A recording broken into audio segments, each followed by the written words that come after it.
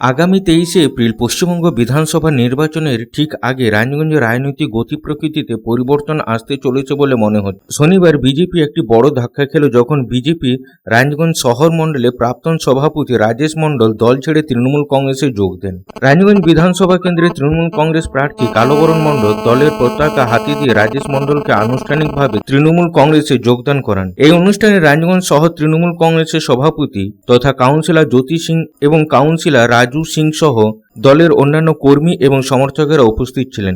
BJP ছাড়া কারণ ব্যাখ্যা করে রাজেশ মণ্ডল বলেন যে বিজেপি তার মূল আদর্শ ও নীতি থেকে সম্পূর্ণ বিচ্যুত হয়েছে। তিনি ভারাক্রান্ত হৃদয়ে বলেন যে এটি আর ভারতরত্ন ও প্রাক্তন প্রধানমন্ত্রী প্রয়াত অটল বিহারী বাজপেয়ী এবং এল.কে. আডবাণীর যুগের দল নয়।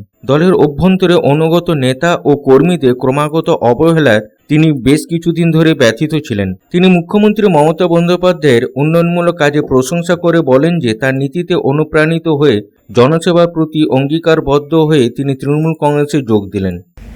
आप सभी भारतीय जनता पार्टी को जानते हैं, ये अटल जी और आडवाणी जी की भारतीय जनता पार्टी अब नहीं रही है, जो मेरे मन से ख्याल आया।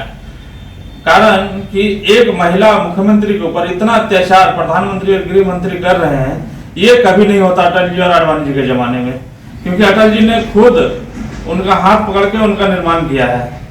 आज वही ममता बनर्जी को विध्वंस करने में लगे हुए हैं प्रधानमंत्री और गृह मंत्री माननीय मोदी जी और अमित शाह। ये शायद उनके व्यवहार को भी शोभा नहीं देता है, इसलिए ममता बनर्जी के ऊपर इतना अत्याचार को देखते हुए मैं टीएमसी में आ रहा हूँ बीजेपी को छोड़ के। देखिए, आज स्वास्थ्य साथी हो, लक्ष्मी भंडार हो, ये कोई जाति विशेष वर्ग विशेष को देख के नहीं दिया जा रहा है, ये सभी की सुविधा के लिए दिया जा रहा है। ऐसा नहीं है कि आप आज दिल्ली में सरकार बनी 2,500 रुपये देंगे, आज 14 महीना सरकार बने हो गया, कितना रुपया मिला है भैया आम जनता को? बल्कि साधारण गरीब व्यक्तियों के घर पर बुलडोजर चलाया जा रहा है। यही चीज बंगाल में ना हो, इसलिए मैं तृणमूल में आया हूँ ममता बनर्जी के साथ। অন্যদিকে তৃণমূল কংগ্রেস প্রার্থী কালবরণ মণ্ডল বলেন যে বিজেপি তার প্রাক্তন কর্মীদের অপমান করার একটা ইতিহাস রয়েছে। তিনি আত্মবিশ্বাস প্রকাশ করে বলেন যে যেভাবে বিভিন্ন রাজনৈতিক দলের নেতারা মমতা ব্যানার্জির উন্নয়নে আস্থা রেখে তৃণমূল কংগ্রেসে যোগ দিচ্ছেন, তাতে এটা স্পষ্ট যে আগামী দিনে বিজেপিকে সমর্থন করার মতো আর কেউ থাকবে না। নির্বাচনের ঠিক আগে ঘটা এই ঘটনাকে রাজগঞ্জে বিজেপির সাংগঠনিক কাঠামোর জন্য একটি বড় ধাক্কা হিসাবে দেখা যাচ্ছে। যে ভালো মানুষরা আর বিজেপির মধ্যে থাকতে পারবেন, যেটা উনি বললেন যে অটল বিহারী বাজপেয়ীর সঙ্গে আমাদের যৌথ সমঝোতা ছিল একটা টাইম। তো অটল বিহারী বাজপেয়ী যে সম্মান আমাদের দিদিকে দিলেন, দিদি যে সম্মান অটল বিহারী বাজপেয়ীজিকে দিতেন, এই সম্মান এই জিনিস আর পাওয়া যায় না। পশ্চিমবাংলাকে বারবার বঞ্চিত করা হচ্ছে, সকল মানুষ দেখতে পাচ্ছেন।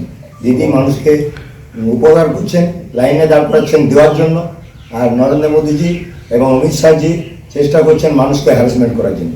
আপনারা এসআইআর থেকে শুরু করে প্রত্যেক বাড়িতে 3-4 জন করে তাতে হিন্দু হোক মুসলিম হোক নাম কাটা গিয়েছে।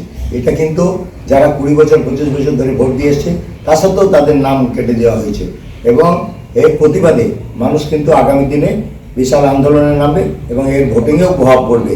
যদি ভেবে থেকে 8,000 নাম কেটে দিলাম তো ভোটটা সিটি যেতে যাবো, এটা সম্ভব নয়। মানুষ জনার্দন, জনতা যাকে চাইবে সেই জিতবে। আমরা বলতে পারি এই নির্বাচনে মুখ্যমন্ত্রী মমতা ব্যানার্জি 215-এর বেশি সিট নিয়ে করে ক্ষমতায় আসবে। আর দাদাদিকে পেয়ে আমি প্রচণ্ড খুশি। এই জন্য দাদারা আমাদের সঙ্গে থেকে পারে, আমরা সসম্মানে দাদাদেরকে রাখবো এবং তাদেরকে যোগ্য মর্যাদা দিয়ে পারে যোগ্য জায়গায় আমরা দেওয়ার চেষ্টা করব।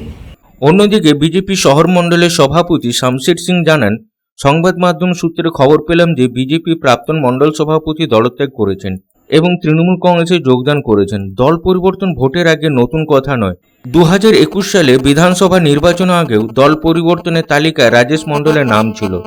দলের প্রতি রাজেশ মণ্ডলের ভাবমূর্তি ভালো ছিল না।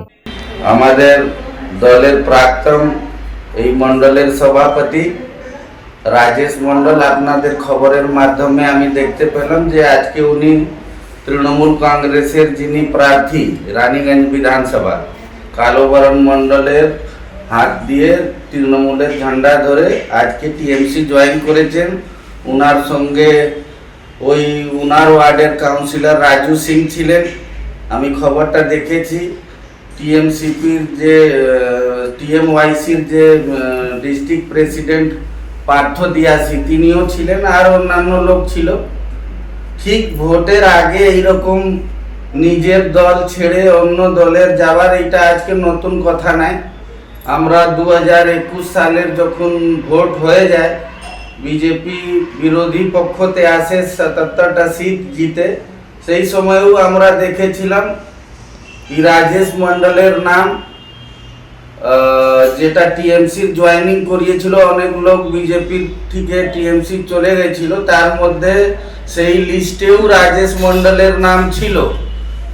ও যায়নি, জয়েন করেনি, সেটা আলাদা ব্যাপার, কিন্তু আমি সেই দিন থেকেই ধরে নিয়েছিলাম যে ওর একটি এই দিকে যাওয়ার চান্সেস আছে। তাও দল আমার খুব মর্যাদা ওনাকে দিয়েছে। এখনই কিছুদিন আগে ওনার অ্যাক্সিডেন্ট হয়েছিল, সেই অ্যাক্সিডেন্টের পরে আমাদের জেলা সভাপতি থেকে আরম্ভ করে আমার যে আপনার ক্যান্ডিডেট আছেন ওনাকে ছেড়ে আমাদের এইখানে যারা উত্তরাখণ্ড থেকে, আপনার রাজস্থান থেকে যারা দায়িত্বপ্রাপ্ত মানে মন্ত্রী এমএলএ এরা সব এসছেন, তারা সবাই ওনার সঙ্গে দেখা করতে গেছেন। এই নিজের বাড়িতে বসে ওনার মাথা এখন ঠিক মতন কাজ করছে না। আমার যেটা মনে হয়, আমার সঙ্গে ওনার খুব ভালো সম্পর্ক, দাদা ভাইয়ের মতন সম্পর্ক আছে, কিন্তু যে উনি এই ইলেকশনের আগে যে দল পরিবর্তন করেছেন, আমার মনে হয় ওনার এখন মাথা ঠিক মতন কাজ করছে।